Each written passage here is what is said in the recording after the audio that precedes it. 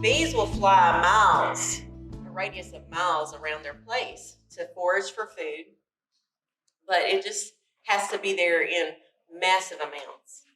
When people ask me what to plant, and they're not like huge farmers talking about thousands of acres, I always recommend trees, because in a very small plot of land, you can end up with a massive producer. You know, it grows tall and it just way produces, you know, flowers. So if you have space for a tree, pick a flowering tree, something that actually produces. So we have some beautiful, the basswood trees. We don't have them as, you know, as common here, but over in like the mountain areas, basswood honey is like a cream of the crop honey. Linden trees and tulip poplar trees, they just produce volumes of honey.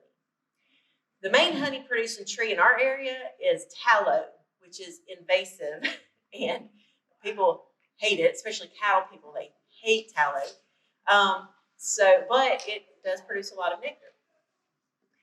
It produces a wet nectar, and that's just, if you harvest it, even though it's capped, it still might have too much moisture.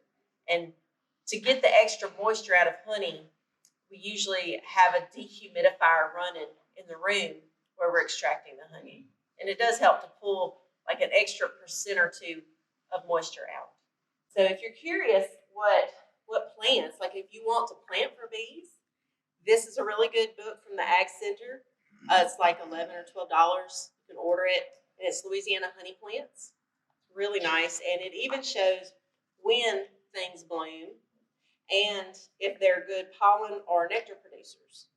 Some plants, the bees only go to them for pollen, which is the bees' only protein source. So it's very important that they have quality pollen. Pine pollen is not quality food for them, even though we have it in abundance. And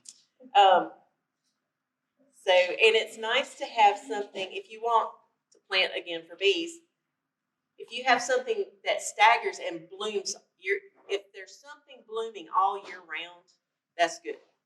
Spring honey is usually lighter in color than the fall, which is typically darker, but the darker honey typically has a stronger flavor. The flower determines everything about the honey.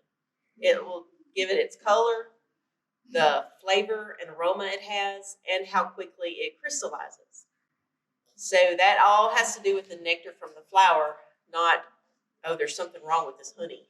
It's like, well, it might be a bitterweed honey and it tastes horrible, you know, which can happen.